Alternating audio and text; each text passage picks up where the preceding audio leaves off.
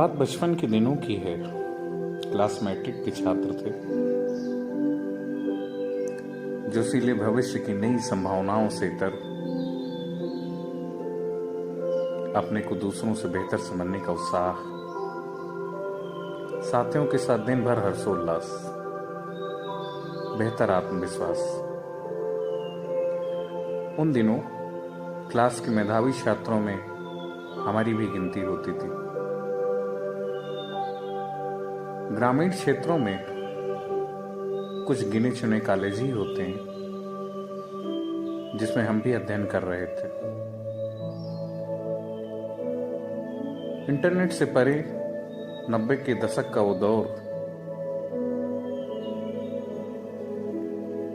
हमें किस सब्जेक्ट से क्या नौकरी मिलेगी इसकी जानकारी सीमित थी। कुछ एक मैगजीन से हमें पता लगता था हम किस कंपटीशन में कैसे भाग ले सकते हैं। यातायात के साधन भी सीमित थे। मुझे याद है मैंने और मेरे साथियों ने उन दिनों एक एग्जाम के टेस्ट का पर्चा भरा था। जोर शोर से प्रिपरेशन भी करने लगे। एग्जाम देने का भी वक्त आया। उस समय हमारे यहां से एकमात्र ट्रेन जो कि नई नई चली थी, हम सभी इस ट्रेन में बैठने के लिए उतावले थे। निर्णय हुआ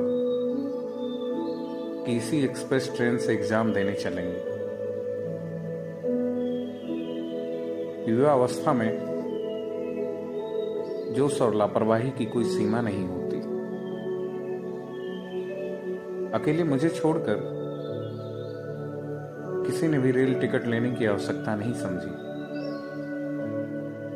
मैंने अपने साथियों को समझाने का प्रयास किया। उन्हीं में से एक साथी मुझे बोला, महात्मा गांधी जी, हम राम प्रसाद बिस्मिल, भगत सिंह, राजगुरु और सुखदेव के पद चिन्हों पर चलने वाले क्रांतिकारी हैं। अंग्रेजों की बनाई गई हुई पूरी ट्रेन लूट सकते हैं। मैंने उनसे बहस करने की जरूरत नहीं समझी। खैर, हम सकुशल ट्रेन यात्रा कर परीक्षा केंद्र पहुंचे। परीक्षा संपन्न हुई। चूंकि हम पहली बार ग्रामीण से शहर की ओर निकले थे, वो एग्जाम देने का एहसास निराला था। हमने लंच किया।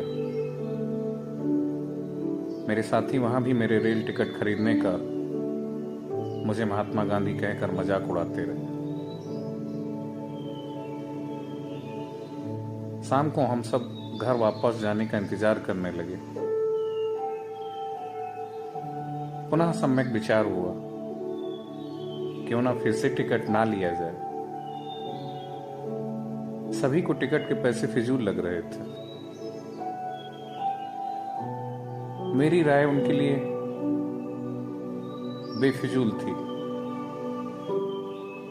मुझे भी इस बात का एहसास था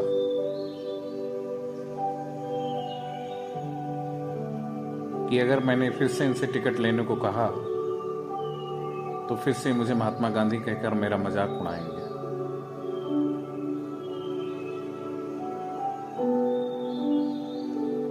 प्रस्ताव पास हुआ।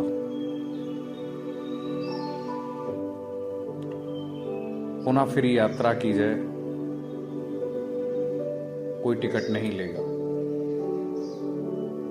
सभी को टिकट के पैसे फिजूल लग रहे थे। इस बार हम भी साथियों के झमेले में आ गए। ट्रेन प्लेटफॉर्म पर रुकी। हम सभी फ्री टिकट उसमें सवार हो गए। ट्रेन प्लेटफॉर्म पर खड़ी थी कि मुझे प्यास लगी। मैं पानी पीने के लिए उतरा। प्लेटफॉर्म पर लगी पानी की टंकी की टोंटी से पानी पीने का प्रयास करने लगा। उसी समय किसी ने मेरी पीठ पे हाथ फेरा। मैंने उसकी ओर नफरत भरी निगाहों से देखा। मैंने उससे कहा, प्लेटफॉर्म पे इतने लोग हैं, तुम्हें उनसे परेशानी नहीं है, लेकिन मेरे पानी पीने से तुम्हें परेशानी है।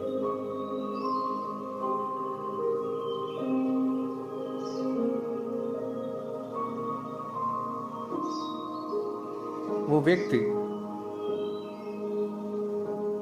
जब मैं पानी पी रहा था, मेरी शर्ट की जेब में हाथ डालने का प्रयास कर रहा था।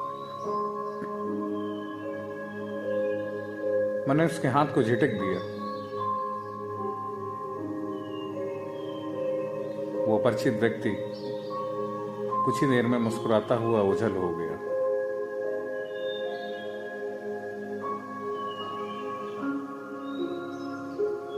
पानी पीने के बाद मैं फिर से उसी ट्रेन में आकर अपनी सीट पर बैठ गया।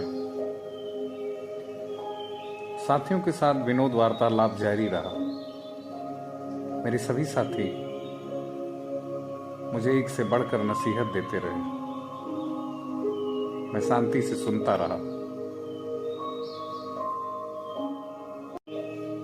अचानक कहीं से कुछ दूर रेल पटरी पर बहुत तेज बम के फटने की जैसी आवाज आई।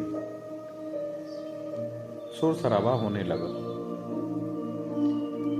जानकारी मिली, रेल टिकट अधिकारियों की मजिस्ट्रेट चेकिंग है।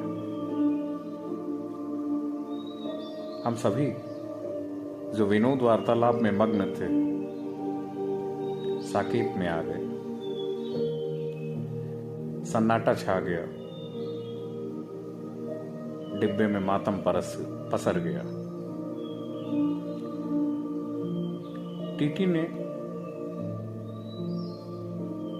हमारे कंपार्टमेंट में घुसते ही सबसे पहले मुझसे टिकट मांगा। टिकट मांगते हुए ही उसने मेरे शर्ट की अगली जेब से कागज का टुकड़ा निकालकर उस पर टिक करके मेरी जेब में डाल दिया। असल में वो कागज का टुकड़ा नहीं था, वो टिकट था। बाद में वो मेरे साथियों की ओर मुड़ गया। उनसे भी टिकट मांगा, लेकिन मेरे किसी साथी के पास टिकट नहीं था।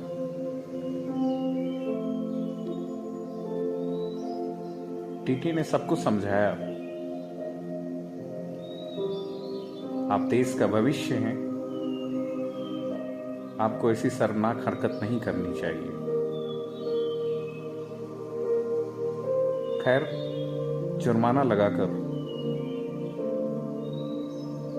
मेरे सभी साथियों को छोड़ दिया गया।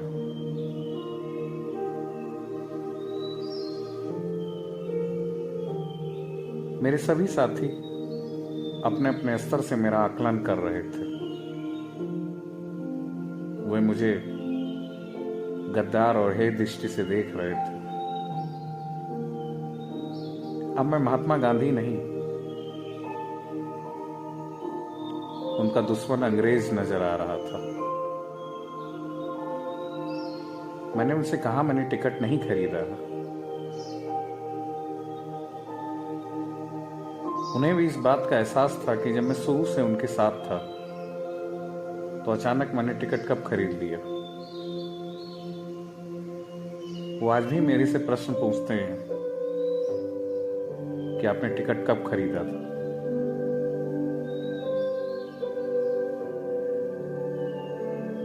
थोड़ी देर बाद ही मुझे एहसास हो गया था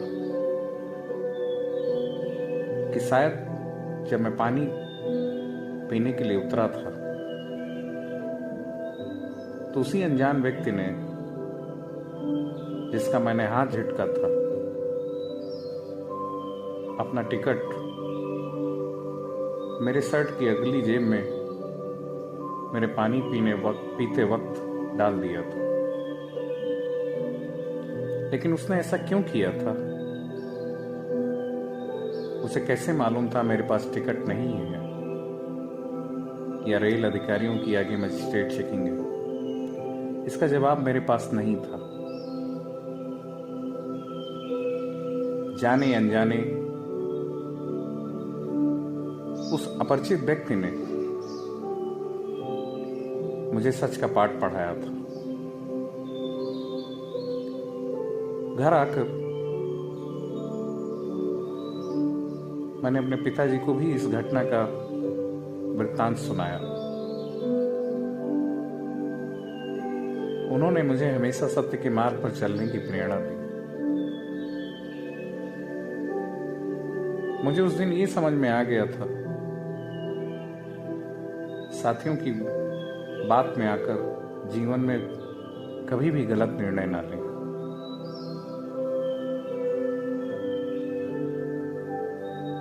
ये घटना मैंने आपको इसलिए नहीं सुनाई कि आज बाजार में पोषित हो रहे नए व्यापार के तरीके कि आप मेरा चैनल सब्सक्राइब करें, बेल आइकन दबाएं। ये घटना मैंने आपको इसलिए सुनाई है कि अगर आप युवा हैं तो आप इस देश का भविष्य हैं, और आप सही मार्ग पर चलकर भी अपनी मंजिल पा सकते हैं।